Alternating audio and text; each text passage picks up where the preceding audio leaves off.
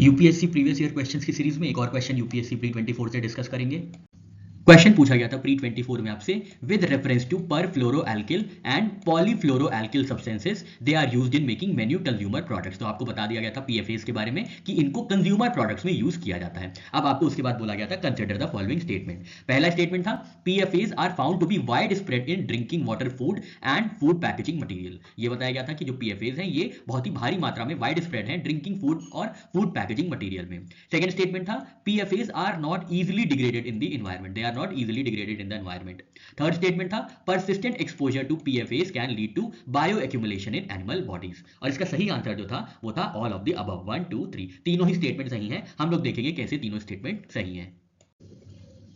यहां पे चर्चा करेंगे पीएफएस क्या होते हैं। तो पर फ्लोरोएल्किल सब्सटेंसेस क्या होते हैं, ये सिंथेटिक केमिकल्स हैं with multiple fluorine atoms attach to an alkyl chain. Alkyl chain से मल्टीपल फ्लोरीन एटम्स अटैच होने की वजह से ये बहुत हार्ड सब्सटेंस होते हैं और इनको इजीली डिग्रेड नहीं किया जा सकता है। ये कहां पे कॉमनली यूज होते हैं, ये they are use commonly in products like waterproof की क्लोथिंग में, नॉन स्टिक कुकवेयर में और फूड पैकेजिंग में। अब आप क्या करेंगे नेक्स्ट प्रीलिम्स के लिए, तो आप यहाँ पे वाटरप्रूफ क्लोथिंग में कौन कौन से मटेरियल्स यूज होते हैं, नॉन स्टिक कुकवेयर में कौन कौन से मटेरियल्स यूज होते हैं और फूड पैकेजिंग में कौन कौन से और केमिकल्स यूज होते हैं स्पेसिफिक, आप इनको जाके सर्च करिएगा। फिर बात करते हैं पीएफएस की। तो ये केमिकल्स क्या हैं, ये फॉरएवर केमिकल्स हैं because they do not break down easily in the environment and can accumulate in the wild life and humans. तो ये फॉरएवर केमिकल्स होते हैं क्योंकि ये इजीली ब्रेक डाउन नहीं करते हैं, इनके बीच का जो बॉन्ड होता है बहुत स्ट्रांग होता है, जिसकी वजह से ये इजीली ब्रेक डाउन नहीं होते, डिग्रेड नहीं होते हैं और एनवायरनमेंट में एक्यूमुलेट हो जाते हैं।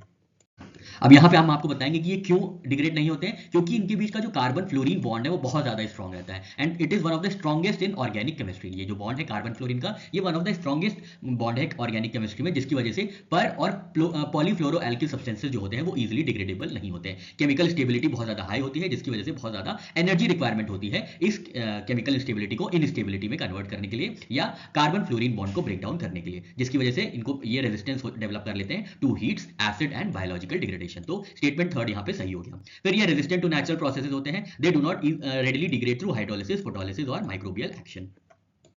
पीएफएस की इन्वायरमेंटल लाइफ भी बहुत लॉन्ग होती है, क्यों? Again same reason, strong carbon fluorine bond की वजह से। पीएफएस एक्यूमुलेट हो जाते हैं लिविंग ऑर्गेनिजम्स में, क्यों? क्योंकि ये इजीली मेटाबोलाइज या एक्सक्रीट नहीं हो पाते हैं, इसलिए एक्यूमुलेट हो जाते हैं बायोलॉजिकल ऑर्गेनिजम्स में, लीडिंग टू बायो एक्यूमुलेशन।